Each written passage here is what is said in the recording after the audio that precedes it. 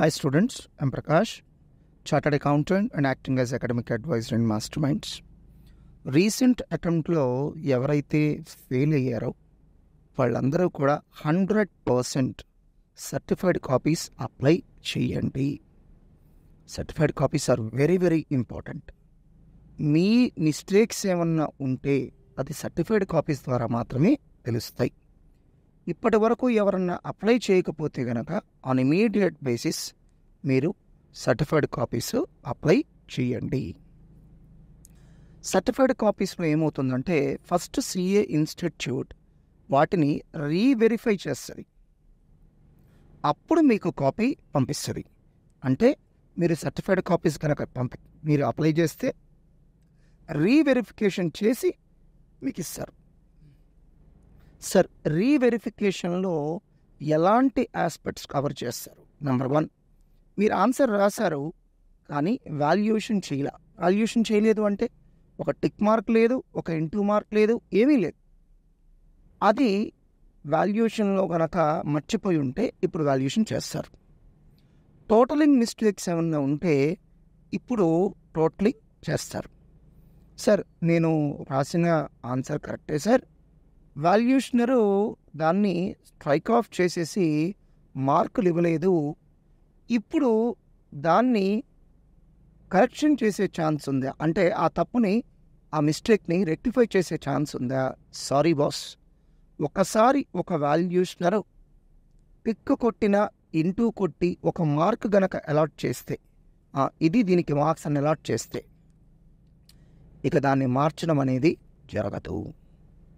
Sir, 0 marks వస్తాయి అంటే వాల్యుయేషనరు into కొట్టేసి 0 మార్క్స్ వేసాడు, ఇప్పుడు దాన్ని మారుస్తారా? నో, మార్చరు. అంటే వాల్యుయేషనర్ అంటూ ఒక జడ్జిమెంట్ తీసుకుంటే దాన్ని చేంజ్ చేయడం సాధ్యపడదు. ఏంటి సార్ దీంట్లో ఉన్న లాజిక్ ఏంటి? సో వాల్యుయేషనర్ అన్న దేవుడా తను కనుక రాస్తే ఇంకా మారకుండా ఉండడానికి అని అంటే కనుక జనరల్గా మీరు ఎగ్జామ్ రాసినప్పుడు మీరు గమనించండి, మీ అడ్మిట్ కార్డ్ నెంబర్ ఏదైతే ఉందో అది కట్ చేసేసి మీకు వేరే కోడ్ నెంబర్ అలాట్ చేసి దాన్ని బేస్ చేసుకొని వాల్యుయేషన్ చేయించడం జరుగుతుంది. ఎందుకంటే ఆ సీక్రెసీ మెయింటైన్ చేయడం కోసం. ఎందుకంటే వాల్యుయేషన్ రివిజన్ మొత్తం కూడా న్యూఢిల్లీ నుంచే చేయడం జరుగుద్దమ్మా. ఇప్పుడు ఎప్పుడైతే మీరు రీవెరిఫికేషను లేకపోతే సర్టిఫైడ్ కాపీసో ఇలాంటివి అప్లై చేస్తారో మీ ఐడెంటిటీని ఇక సీక్రెసీ మెయింటైన్ చేయడం సాధ్యపడదు కదండి. దాంతో ఏం చేస్తారు? ఎవరన్నా సిఏ ఇన్స్టిట్యూట్లో ఢిల్లీలో ఎగ్జామినేషన్ డిపార్ట్మెంట్లో మనకి బాగా ఇన్ఫ్లుయెన్స్ ఉందనుకోండి, అంటే మన పరిచయస్తులు ఉన్నారనుకోండి, సో ఆ పరిచయస్తుల్ని మీరు కాంటాక్ట్ చేశారు, సార్ నాకు ఇలా హెల్ప్ చేయండి, నేను జస్ట్ ఒక 4 మార్క్స్లో ఫెయిల్ అయ్యాను, ఆ మార్క్స్ మీరు కొంచెం యాడ్ చేయిస్తే కనుక నేను క్వాలిఫై అయిపోతాను. నీకు పరిచయం ఉన్నటువంటి వ్యక్తి ఏమనొచ్చు, అరే బాబు నువ్వు ఫస్ట్ రీవాల్యుయేషన్కో వెరిఫికేషన్ ఆఫ్ ఆన్సర్ బుక్స్కో అప్లై చేయరా, నేను చూసుకుంటా, ఆ 4 మార్కులు నేను చూసుకుంటా. సో ఇది ఇంకా లూప్ హోల్ అయిపోతుంది కదా, టోటల్ సిస్టమ్ కొలాప్స్ అయిపోతుంది కదా. అందుకని చెప్పి రూల్స్ ఏం చెప్తాయంటే ఒకసారి వాల్యుయేషనరు ఒక జడ్జిమెంట్ తీసుకున్న తర్వాత దాన్ని ఇంకెవ్వరూ కూడా చేంజ్ చేయడానికి వీల్లేదు. సార్, మరి వెరిఫికేషన్ ఆఫ్ ఆన్సర్ బుక్స్ అంటే ఏంటి? వెరిఫికేషన్ ఆఫ్ ఆన్సర్ బుక్స్ అంటే మీరు వాల్యుయేషన్ చెయ్యని క్వశ్చన్స్ ఏమన్నా ఉంటే ఇప్పుడు చేస్తాం. అంటే టిక్ కొట్టలేదు, ఇంటూ కొట్టలేదు, ఏదో ఒక మార్కులు అలాట్ చేయలేదు, సింప్లీ వదిలేశారు, అది ఇప్పుడు వాల్యుయేషన్ చేస్తారు. టోటలింగ్ మిస్టేక్స్ ఉన్నాయి, కరెక్ట్ చేస్తారు, అంతే, ఇంకేమీ టచ్ చేయరు. సార్, నేను కరెక్ట్గా రాసిన కొట్టేశారు సార్, ఇంకంతే, దాన్ని ఇంకెవరైనా చేయలేరు, ఎవరు మార్చలేరంటే దాన్ని. సో దీన్ని వెరిఫికేషన్ ఆఫ్ ఆన్సర్ బుక్స్ అంటారు. మీరు వెరిఫికేషన్కి అప్లై చేసినప్పుడు ఏమవుతుందంటే నిజంగానే సిఏ ఇన్స్టిట్యూట్ వెరిఫై చేసిందా తెలీదు, ఐడియా లేదు. సో ఎందుకంటే వాళ్ళు మీకేం కాపీ ఇవ్వరు కదా, కాబట్టి దాంట్లో మీకు మార్క్స్ చేంజ్ అయ్యే ఛాన్సెస్ చాలా తక్కువ. అది అప్లై చేయడం కూడా టైం వేస్టే. మీరు ఏం అప్లై చేయాలంటే సర్టిఫైడ్ కాపీస్.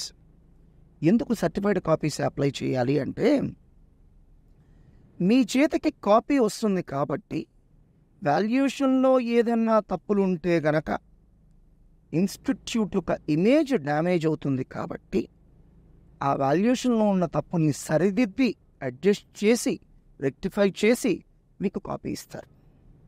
సో, ఆటోమేటిక్‌గా సర్టిఫైడ్ కాపీస్‌కి అప్లై చేసినప్పుడు నీడ్ ఉంటే గనక మార్క్స్‌ని ఇంక్రీజ్ చేసే ఛాన్స్ కూడా ఉంది. వెరిఫికేషన్ ఆఫ్ ఆన్సర్ బుక్స్ కానీ, సర్టిఫైడ్ కాపీస్ కానీ రెండిట్లో కామన్‌గా ఇంకో రూల్ ఉందండి.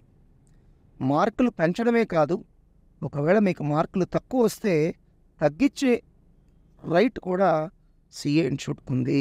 అది మర్చిపోకండి. అలానే ఇలా అన్నప్పుడు చాలామంది ఏమంటారంటే, సార్ మరి వాల్యుయేషన్‌లో రాంగ్ జడ్జిమెంట్ వల్ల నాకు మార్క్స్ పోతాయి కదా! ఆ ఛాన్స్ ఉంటుందండి. లేకుండా ఎందుకు ఉంటుంది? ఇదే మీరు ఒక కోర్ట్‌లో ఒక కేస్ ఫైల్ చేశారనుకోండి.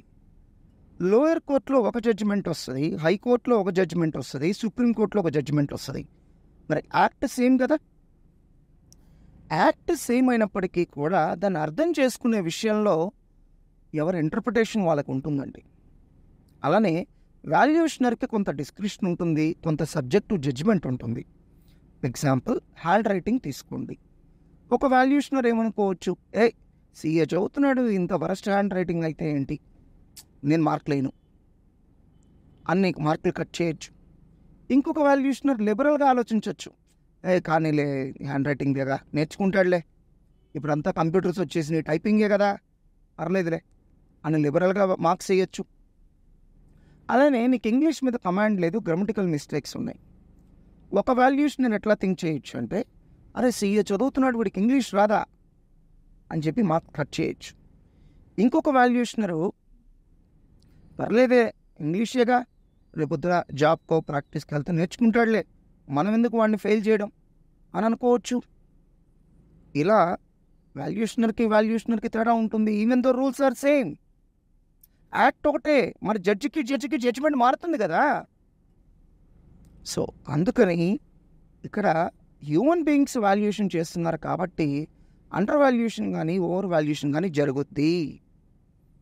కాకపోతే ఓవర్ వాల్యుయేషన్ జరిగినప్పుడేమో మనం సైలెంట్గా ఉంటాం, అండర్ వాల్యుయేషన్ జరిగినప్పుడేమో మనం వాయిస్ రైజ్ చేస్తాం. మీ చిన్నప్పుడు 10th ఇంటర్మీడియట్లో కూడా జరిగిందిగా. ఇంగ్లీష్లో ఒక పారాగ్రాఫ్ ఓన్గా రాయలేని స్టూడెంట్కి 98 ఎలా వేశారండి మరి? సాంస్క్రిట్లో ఒక సెంటెన్స్ ఓన్గా చదవడం రానటువంటి స్టూడెంట్కి 99 ఎలా వేశారండి మరి? అది ఓవర్ వాల్యుయేషనే కదా. ఆ రోజు నీకు ఫేవరబుల్గా జరిగింది కాబట్టి నువ్వు సైలెంట్గా ఉన్నావు.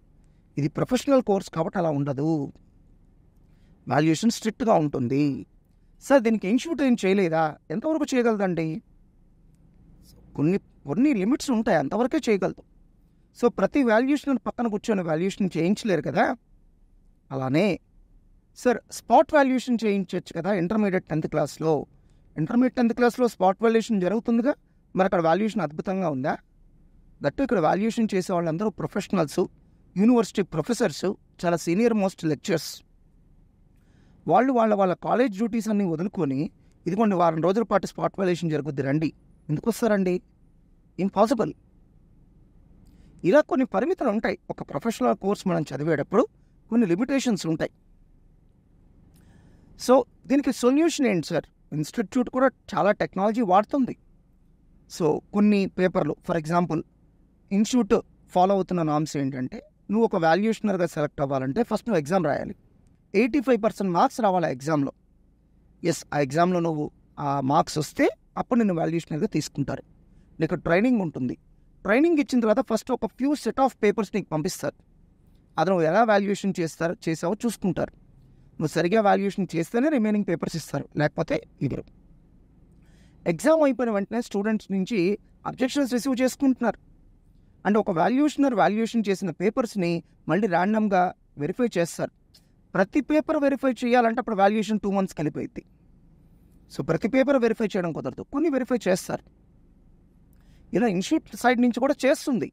బట్ హ్యూమన్ ఎర్రర్స్ ఏవైతే ఉంటాయో వాటిని జీరోకి మాత్రం మనం తీసుకురాలేము.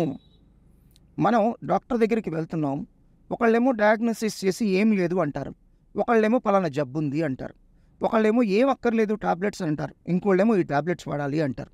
ఒకళ్ళేమో ఇప్పటికిప్పుడు సర్జరీ చేయాలంటారు, ఇంకోళ్ళేమో సర్జరీ అక్కర్లేదు, ఏం అక్కర్లేదు, టాబ్లెట్స్ వాడండి వెళ్ళిపోండి అంటారు. అదేంటి, అందరు చదువుకుంది ఒకటే కోర్సు కదా. కొంచెం రియాలిటీలో ఆలోచించండి. సార్ ఫైనల్గా కంక్లూజన్ ఏంటో చెప్పండి సార్.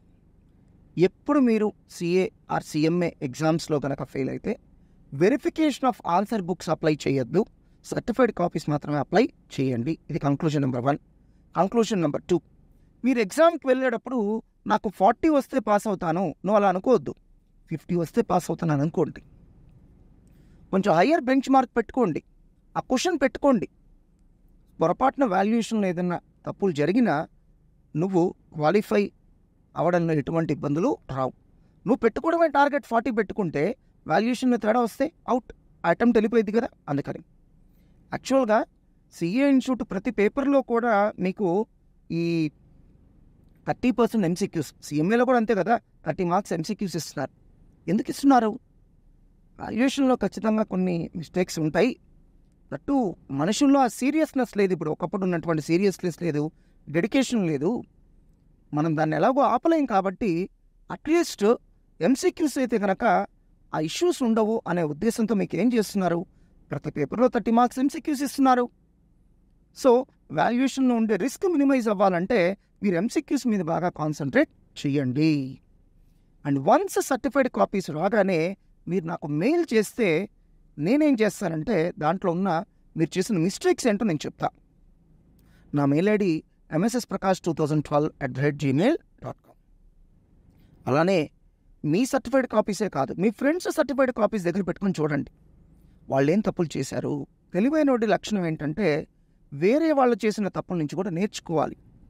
అలా నేర్చుకోండి, ఫ్రెండ్స్ చేసిన మిస్టేక్స్ నుంచి నేర్చుకోండి, ఆ తప్పులు మీరు అవాయిడ్ చేయండి.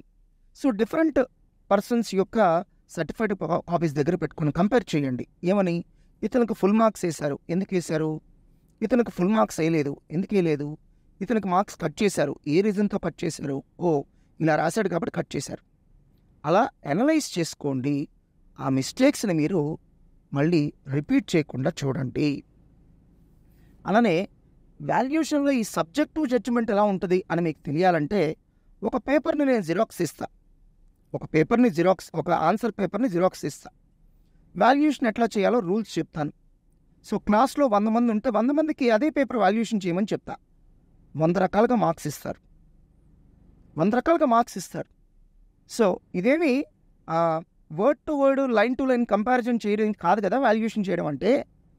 నిజంగా అదే కనుక అయితే దానికి మనుషులు అక్కర్లా, మెషిన్స్ వాల్యుయేషన్ చేయగలవు. దాన్ని అర్థం చేసుకొని మార్క్స్ ఇవ్వాలి. అర్థం చేసుకునే ప్రాసెస్లో కొన్ని సందర్భాల్లో తప్పులు జరగచ్చు. ఆ సబ్జెక్టివ్ జడ్జిమెంట్ అనేది ఖచ్చితంగా ఉంటుంది. సో ఆ సర్టిఫైడ్ కాపీస్ మీరు అప్లై చేసి మీరు ఫస్ట్ అనలైజ్ చేసుకోండి. దాని తర్వాత నాకు కూడా ఇస్తే నేను కూడా మీరు చేస్తున్న మిస్టేక్స్ ఏంటో చెప్తాను.